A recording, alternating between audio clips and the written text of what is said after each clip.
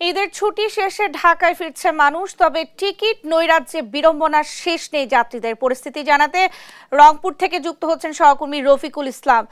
রফিক, বাসের টিকিট নিয়ে কি ধরনের সমস্যা হচ্ছে আর কি বলছেন পরিবহন কর্মীরা, বিস্তারিত জানাবেন।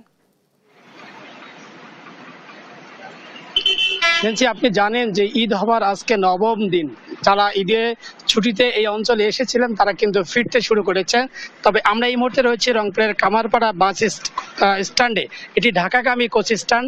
আমরা আপনাদেরকে দেখানোর চেষ্টা করছি যাত্রীদের কিন্তু খুব একটা চাপ নেই। যাদের ছুটি শেষ হয়েছে তারা কিন্তু অনেকে চলে গেছে, কিন্তু এখানে যে টিকিটের নৈরাজ্য সেটি কিন্তু অব্যাহত রয়েছে। আজ আমরা এখানে এসে যারা যাত্রী ঢাকাগামী যাত্রী রয়েছেন তাদের সঙ্গে আমরা কথা বলেছি এবং যারা বাসের এখানকার পরিবহনের সংশ্লিষ্ট তাদের সঙ্গে কথা বলেছি। যারা যাত্রী তারা বলছেন যে 800 টাকার টিকিট 1200 থেকে 1500 এবং এসি গাড়ির 1500 টাকার টিকিট 2100 থেকে 3100 বা 3000 টাকা পর্যন্ত নিচ্ছে। এটি কিন্তু অত্যন্ত হয়রানি বলছে তারা বলছে।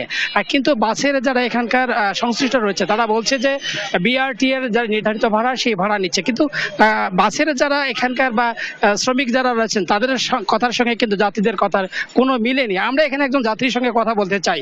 তিনি এখানে টিকিট কেটেছেন কিছুক্ষণ আগে, তো কত টাকা নিয়েছে, কি পরিস্থিতি এখানকার? আসসালামু আলাইকুম। আসলে বিষয়টা হচ্ছে ঈদ পেরিয়ে গেছে, ঈদের যে ক্রেভিংটা ছিল এটাও শেষ হয়ে গেছে, কিন্তু দেখা যাচ্ছে এখনো টিকিটের যে সংকট এটা কৃত্রিমভাবে তৈরি করা হয়েছে আমার মনে হয়। কারণ এখনো টিকিট, এই যে আজকে একটু আগেই হানিফ ভলভোতে দুটার গাড়িতে আমার 4 জন ভাইকে পাঠালাম, ঠিক আছে, 4টা টিকিট আমার কাছে 2500 টাকা করে নিয়েছে, মানে 4টা টিকিটে আমার 10,000 টাকা চলে গিয়েছে, ঠিক আছে। অথচ এই টিকিটের দাম কিন্তু আজকে থেকে ঈদের 10 দিন আগেও ছিল 1500 টাকা করে টিকিট ছিল।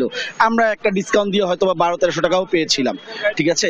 কিন্তু দেখেন আজকের দিন ঈদ পার হয়ে যাওয়ার পরে ঈদের ক্রেভিং শেষ, কর্মব্যস্ততা সবার শুরু হয়ে গেছে, কিন্তু সেই টিকিটের যে কৃত্রিম সংকটটা তৈরি করা হয়েছে এটা কাটছে না।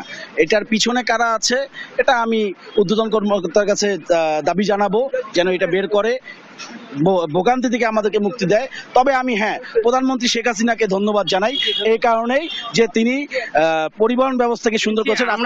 আমরা শুনছিলাম যে এখানকার একজন যাত্রী যিনি যাচ্ছিলেন, তো এখানকার আমরা পরিবহন সংশ্লিষ্টদের সঙ্গে কথা বলছি, তারা বলছে বিআরটিএ 2 দফায় এসেছিল, কিন্তু বাস্তবে যে টিকিট নৈরাজ্য, টিকিট সংকট দেখা হচ্ছে। আগামী 27 তারিখ পর্যন্ত কোনো বাসের টিকিট নেই, যাত্রীরা এসে ফিরে যাচ্ছেন। তবে বাস কাউন্টারের বাইরে অতিরিক্ত টাকায় টিকিট মিলছে এমনটি অভিযোগ রয়েছে। তো নেন্সি, এই ছিল উত্তরবঙ্গ থেকে ঢাকাগামী যাত্রীদের বাসের টিকিট নিয়ে নৈরাজ্যের সংবাদ।